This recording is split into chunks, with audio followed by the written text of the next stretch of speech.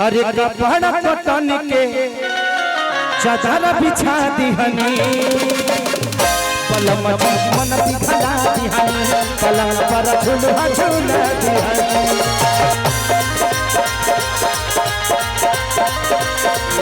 पलम मन बिखरा दिहनी पलंग पर झूला झूला दिहनी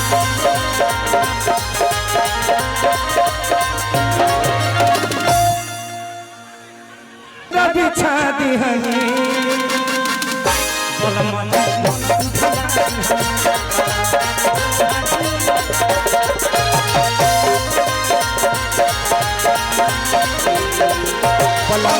मन बिखरा दिहनी पलंग पर झूला झूला दिहनी किछि जवानी के उड़े दो मनव से मनव के जुड़े कितनी सूत सवारी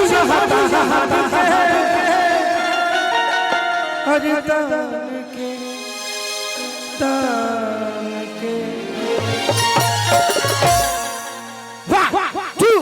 One, two, three,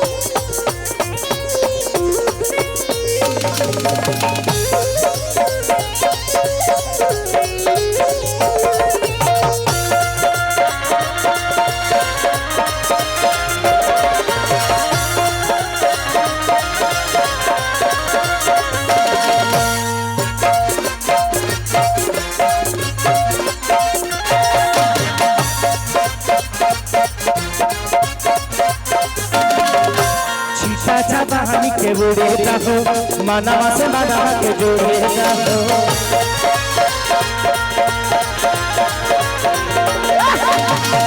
जवानी के बुरे हो मनवा से मनवा के जोड़े हो तान के अरे तान के टूट जाए राजा जी तो टूट जाही राजा जी तो टूट जाही राजा जी पलंग सागवान के टूट जाही राजा जी पलंग सागवान के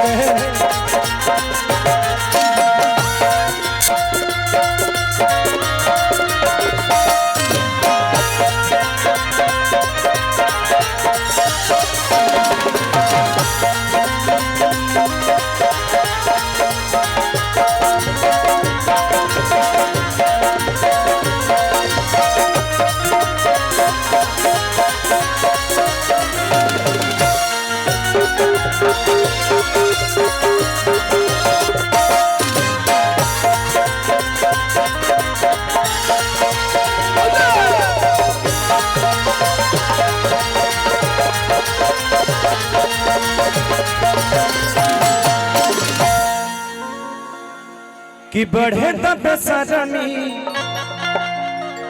अरे देहिया में गरमी पैठे लगी हो कमरिया पैठे लगी हो नस नस बैठे लगी हो कि बढ़े तब सरमी देहिया में गरमी पैठे लगी हो कमरिया बैठे लगी हो नस नस बैठे लगी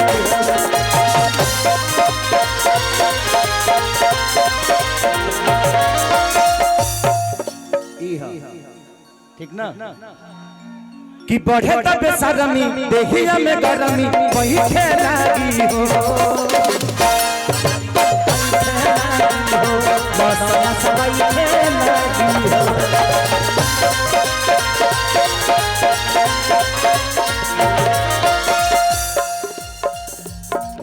परिवार पावे दे अब फान के अरे फान के फान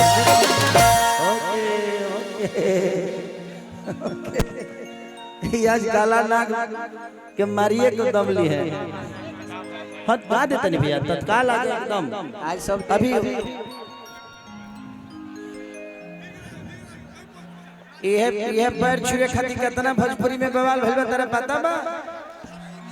सब के एरिया अलग अलग बाटल बा। ये पैर छुए खातिर कितना बवाल भइल रहल कि ना? यहाँ छूता था फिर यहाँ छुआ मुँह छुआ। आप लोगों को गर्व महसूस करना चाहिए कि आपसे बाद में आया और कहां कहां छू दिया। ये भी तो एक बात है ना कि आप लोगों से बाद में आया और आज खेसारी का गाना चांद पे बज रहा है।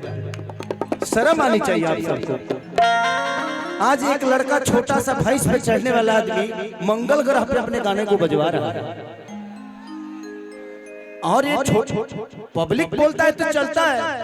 अच्छे अच्छे स्टार बात को बोल रहे हैं, इसका मतलब उन्होंने सुना अंतरिक्ष में।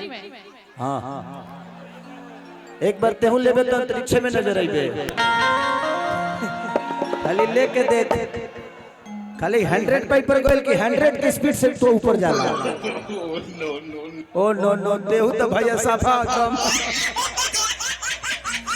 अरे की बढ़े तो बेशरमी देखिया में गरमी। अरे पहिठे लागी हो आई लागी हो नसा नसा पहिठे लागी हो।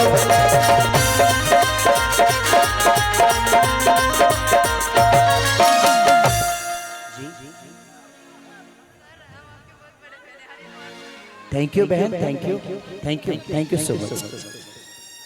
कि परिवार बट बेटी जब फान के हर फान के हाँ हाँ फान के तो टूट जाई राजा जी, तो टूट जाई राजा जी पलंग सगवान के। टूट जाई राजा जी पलंग सगवान के।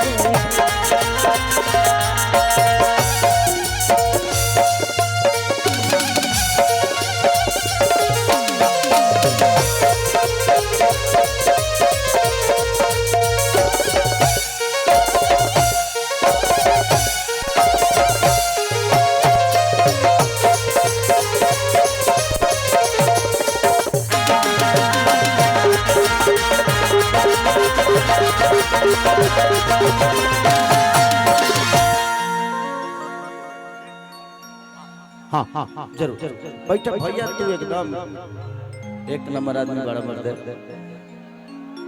कि देखन सटन के कपड़ा कटन के अरे चादर बिछा दे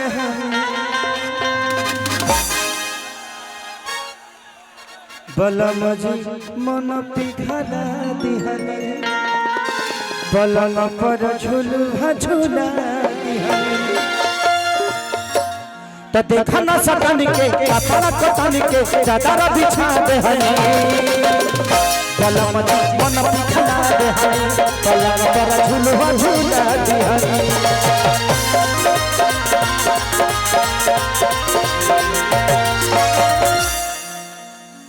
जी जी जी। अच्छा बताइए बहन क्या बात है? आपको एल्बम गाना है, बनाना है,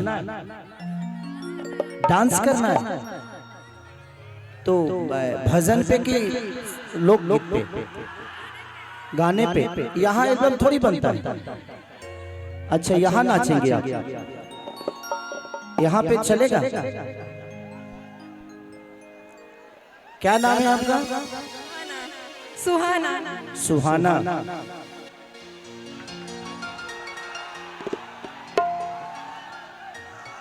ओ माय डॉग। तो अभी आपको नाचना है कि एल्बम में करना है? यहाँ पे भी करना है? दोनों जगह करोगे? ठीक। हाँ प्लीज मत बोलो, हमको भी अच्छा ही लगता है जब आर्टिस्ट आते हैं। अब परफॉर्म अच्छा कैसा है देखना पड़ेगा। आ जाओ एक बार तुम्हारा वोकल चेक करते हैं। आप कभी माइक में गाई हो? तब ठीक है, तब तुम्हारा वोकल अच्छा होगा। अब तू लोग का सरस्वती जी है ये चुप बोल के खड़ा हो गए।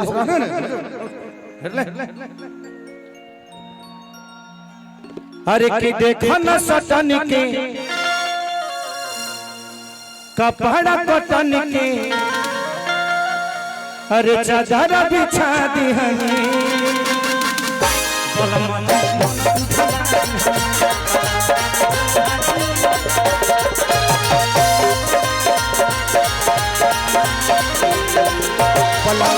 मन पिघला दिहनी पलंग पर झुलुआ झूला दिहनी।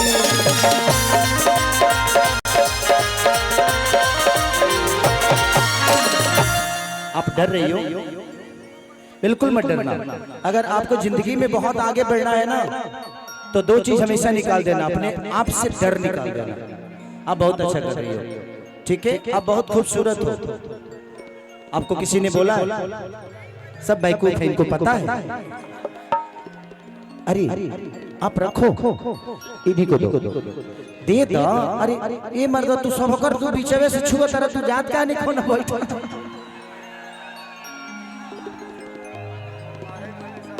हाँ अभी करे, हाँ अभी हाँ वही करे, हाँ कि देखा न सटन के अरे कपड़ा कटन के चादर बिछा दिहनी पलंग मन पिघला दिहनी पलंग पर झुलुआ झूला दिहनी।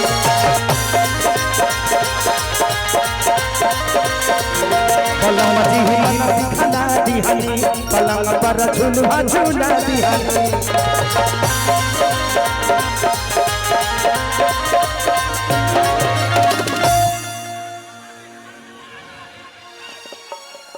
कि तू बहाना ना बनावा सब जान के, हर जान के, हाँ हाँ जान के, कि टूट जाए राजा जी। देखिए कहाँ से हैं आप? हरिद्वार से। तो आपको हमारी भाषा आती है? तो आप रहने वाली है हरिद्वार से? मेरे से मिलने हरिद्वार से आ गई। थैंक यू यार। ये होती है तो मुझसे कहीं प्यार तो नहीं है? प्यार नहीं, सफा दिलवे तुर दहलो से नहीं, सॉरी मस्ती किया मैं। जिंदगी में कुछ पाने के लिए अपने काम से हमेशा प्यार करिएगा। Thank you. और पूरे हरिद्वार वालों को दिल से थैंक यू कि इतनी खूबसूरत महिला को भोजपुरी में भेजा उन लोगों ने। Thank you. मैं प्रयास करूंगा कि आपके साथ एक एल्बम भी करूं, और अभी तो कर ही रहा हूं। कि तू बहाना ना बनावा सब जान के, हरि जान के, हाँ जान के। फोटो लेना है आपको पता है, आप एक फोटो के चक्कर में हो, कल पूरे YouTube पे आप ही नजर आओगे। कल से आपका जीना हराम कर देगा सब मेरे बिहार यूपी वाले लोग। भाई तनी बाबू है से साइड हो जा लो, न तो साउंडवा बर्बाद हो जाए, तो सब गाना बजाना बंद है जी खत्म। कि तू बहाना ना बनावा सब जान के, अरे जान के, हाँ जान के।